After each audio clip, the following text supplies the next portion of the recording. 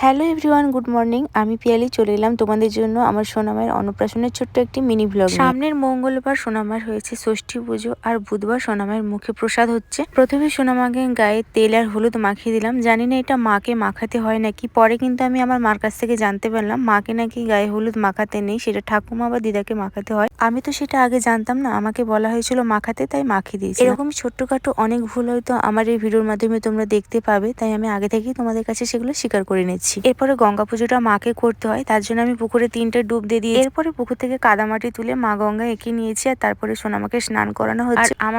আমার শ্বশুরবাড়ির নিয়ম অনুযায়ী বাচ্চাকে এইভাবে কোলে নিয়ে কিন্তু পুজো করতে হয়। আর এর আগে কিন্তু আমি এটা দেখিও নি, ঠিক করে জানি না বাচ্চাকে নিয়ে করতে হয় নাকি। সোনাকে ঠান্ডা লাগবে বলে দেখো ওর গায়ে একটা শুকনো গামছা দিয়ে দিয়েছি। এবার সোনামাকে কোলে নিয়ে আমার যা মনের কথা আছে সেগুলো মা গঙ্গাকে জানিয়ে মনে মনে পুজো করে নিচ্ছি। অবশ্যই কিন্তু বাড়ির বড়রা আমাকে বলে দিচ্ছে, কারণ যেহেতু এটা আমার প্রথমবার, আমার তো কিছুই সেরকমই জানা নেই। এরপরে মা গঙ্গা পুজো করার পর সোনামাকে আবার তোমার দাদা ভাইয়ের কোলে দিয়ে তারপরে দেখো আমি এখানটা সুপারি আর একটা হচ্ছে কলা আর 3টে পান পাতা আর কিছুটা ফুল নিয়ে মা গঙ্গাকে মনের কথা জানিয়ে আবার কিন্তু পাতাটাকে জলে ছেড়ে দিত। এরপরে জলের মধ্যে দাঁড়িয়ে আঁঠুকে এইভাবে মুড়ে আমি মা গঙ্গাকে লাস্টে একদম প্রণাম করে নিচ্ছি। আর তারপরে তোমাদের সোনামাকে এই যে তোমাদের দাদা ভাই নিয়ে চলে আসছে ঘরের মধ্যে, ওকে গা মুছে তারপরে ওকে নতুন সমস্ত সাজ পরানো হবে। অন্নপ্রাশন মানেই কিন্তু জীবনের প্রথম বিয়ে, তাই বিয়ে যে সমস্ত সাজগুলো লাগে আর কি, চূড়া, মুকুট, মালা সবকিছুই কিন্তু আমি আগে থেকে খাটে রেডি করে গিয়েছিলাম। আর এদিকে দেখো সোনাকে লাল জামা পরানো হয়েছে, আর তার সাথে আমি আমার লাল ওড়নাটা মাথায় দিয়ে দিয়েছি। আর ওই দিন কিন্তু সোনাকে আমি সাজাতে পারিনি, কারণ বুঝতেই পারছো ওই দিনটা একটু তো আমি ব্যস্তই ছিলাম।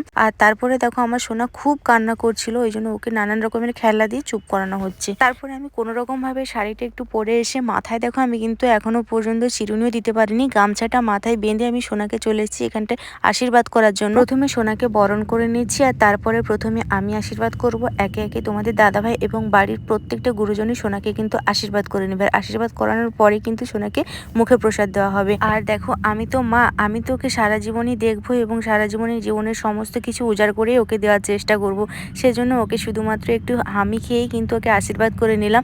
আর তারপরে তোমাদের দাদাভাই এবং বাড়ির সকলে আশীর্বাদ করার পর সোনার মুখে এবার প্রসাদ দেওয়া হচ্ছে। আর প্রসাদ দেওয়ার সময় দেখো আমাদের সোনা কত কান্না করছে, আর এই কান্না করলেই নাকি বলে যে বাচ্চা আমাদের জাতের ছিল না, অন্য জাতের ছিল, আমাদের জাতে আসবে না বলে এই জন্য সোনা নাকি এত কান্না করছে। এটা কি সত্যি? জানলে তোমরা অবশ্যই কমেন্টে জানো। জানি তোমাদের মনে আরো একটা প্রশ্ন থেকে গিয়েছে, সোনার মামা কোথায় মুখে প্রসাদ দেয়নি।